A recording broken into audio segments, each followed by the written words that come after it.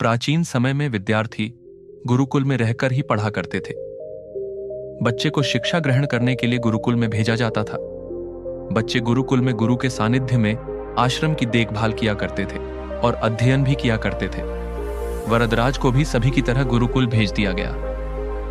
वहां आश्रम में अपने साथियों के साथ घुलने मिलने लगा, लेकिन वह पढ़ने में बहुत ही कमजोर था। गुरुजी की कोई भी बात उसके बहुत कम समझ में आती थी। इस कारण सभी के बीच वह उपहास का कारण बनता है। उसके सारे साथी अगली कक्षा में चले गए, लेकिन वो आगे नहीं बढ़ पाया।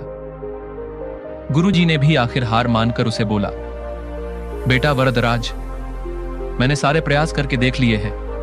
अब यही उचित होगा कि तुम यहां अपना समय बर्बाद मत करो। अपने घर चले जाओ और घर वालों की काम में मदद करो। वरदराज ने भी सोचा कि शायद विद्या मेरी किस्मत में नहीं है, और भारी मन से गुरुकुल से घर के लिए निकल गया। दोपहर का समय था। रास्ते में उसे प्यास लगने लगी। इधर उधर देखने पर उसने पाया कि थोड़ी दूर पर ही कुछ महिलाएं कुएं से पानी भर रही थीं। वह कुएं के पास गया।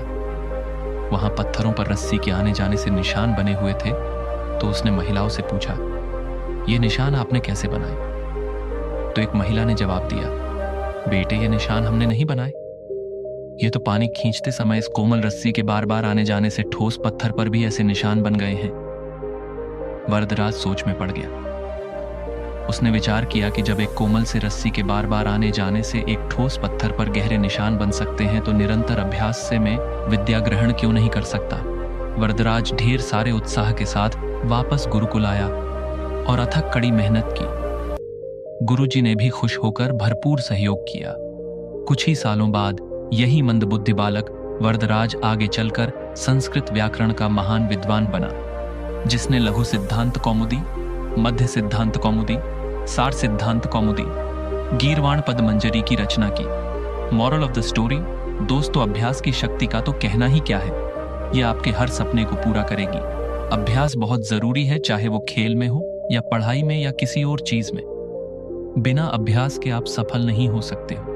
अगर आप बिना अभ्यास के केवल किस्मत के भरोसे बैठे रहोगे, तो आखिर में आपको पछतावे के सिवा और कुछ हाथ नहीं लगेगा।